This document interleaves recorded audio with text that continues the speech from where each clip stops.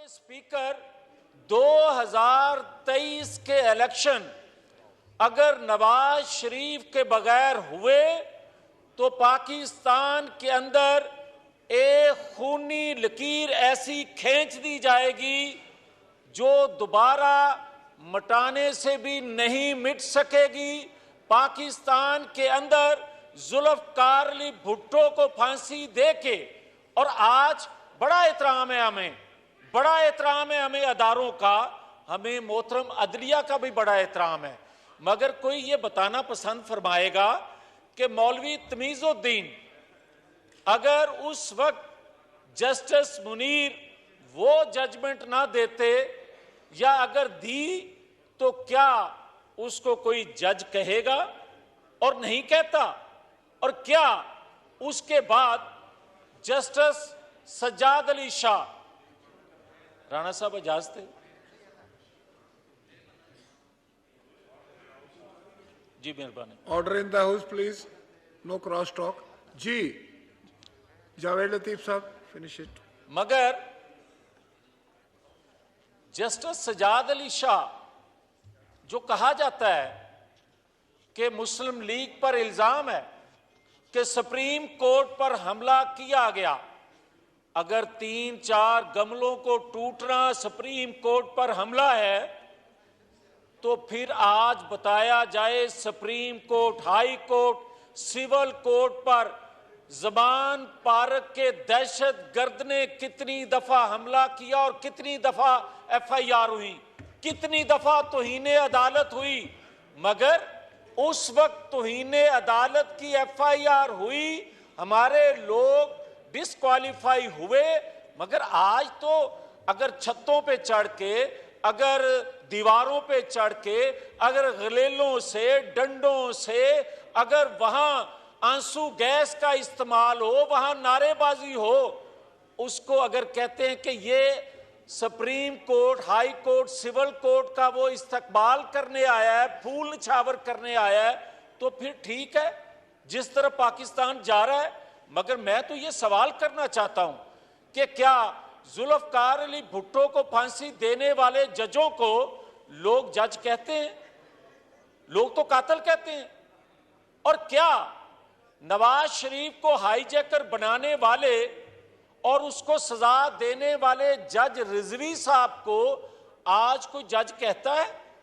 और क्या नवाज शरीफ को ताहयात नहल करने वाले जो जज हैं उनको आज भी कोई जज कह रहा है? और क्या पाकिस्तान के अंदर आप जब चाहें जिस पे तलवार चलाना चाहें, जो चलवाना चाहें वो चला दें, और उसके बाद कोई जी जारी रखें। Order in the house please. उसके बाद कोई उनको भी ना पूछे और वो तसलसल जारी है। आप मुझे ये बताएगा कोई जो हमें भाषण देते हैं कि आईन कानून की पासदारी होनी चाहिए, तो फिर मुझे आज एक बात बता दें, मैं एक तालिब इल्म के तौर पे मैं नहीं जानता, मैं कम इल्म हूं, मुझे ये कोई बताए कि क्या पाकिस्तान के अंदर अगर कोई दफाई अदारा मार्शल लॉ लगाता है तो उसको आईनी कवर देने वाली ये पार्लियामेंट है या साथ वाली बिल्डिंग में बैठे मोहतरम जज साहबान हैं? और क्या अगर आर्टिकल 6 आईन तोड़ने वाले जर्नैलों पे लगना चाहिए, जो हमने एक दफा लगाया और उसके असरात अभी तक भुगत रहे हैं, मगर क्या उसको कवर देने वाले जो जज साहबान हैं उन पे आर्टिकल 6 नहीं लग सकता? क्या वो आईन तोड़ने वालों को तहफ़्फ़ुज़ नहीं देते? और कल एक बात हुई है, कल एक वजीर कानून साहब ने एतराफ किया कि हमें मजबूर किया गया, साबक जो अदारे के सरबराह थे, और उनके कहने पे 2 जजेस को हमने वोट किया, जूनियर जजेस को, और वो आज सुप्रीम कोर्ट के जज हैं। मैं गुजारिश करूंगा जी कि अगर अब किसी पर्दादारी की तो जरूरत नहीं है, उनके नाम बता देने चाहिए, उन दोनों जजेस के नाम बताने चाहिए, और किस बना पे साबका सरबराह जो थे अदारे के, किस वजह से उन्होंने वो दो नाम दिए, और उनका हदूद दरबा जो है वो इस पार्लियामेंट को पता चलना चाहिए, इनके इल्म में होना चाहिए कि वो हमारी पाकिस्तानी कौम की किस्मत के फैसले करने वाले जो हैं। और मैं एक जनाब स्पीकर आपकी खिदमत में यह भी अर्ज करना चाहता हूं, जस्टिस सजाद अली शाह का बड़ा जिक्र होता है।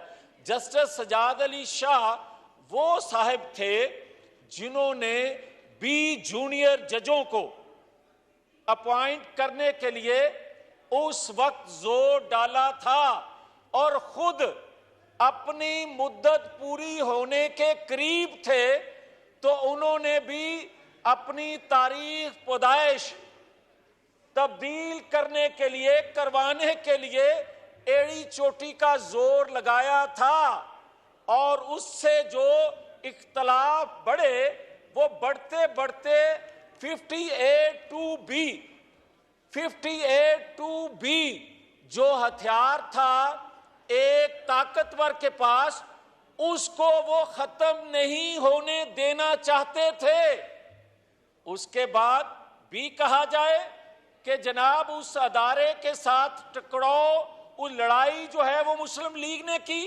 तो मैं आखिर में एक गुजारिश करना चाहता हूं, मैं ये अर्ज करना चाहता हूं जनाब स्पीकर कि जस्टिस शौकत सिद्दीकी, उसका क्या गुनाह है? आप मोहतरम जस्टिस काजी फायज ईसा के खिलाफ जो पिछली हुकूमत ने रेफरेंस दायर किया था, जो कि बदनीति की बुनियाद पे था, वापस लिया गया, तो जस्टिस शौकत सिद्दीकी जो एक पहला कतरा था, जिन्होंने कहा कि बेंच किस तरह बनते हैं, जनरल फैज किस तरह मेरे पास आए, और जिसके जुर्म की पादाश में उसको हटा दिया गया, आज तक उसको जो सहूलत मिलनी थी रिटायरमेंट की भी वो नहीं मिल सकी। पिछली हुकूमत ने जो रेफरेंस दायर किया था, मौजूदा हुकूमत को वो रेफरेंस वापस लेना चाहिए। थैंक यू जावेद लतीफ साहब। Thank you. Item number 3, Miss Asia Azim to move item number 3. Thank you, Mr. Speaker. I move for leave to introduce a bill to provide for the remuneration of State Council in Islamabad Capital Territory. The Islamabad Capital Territory State Council Remuneration Bill 2023.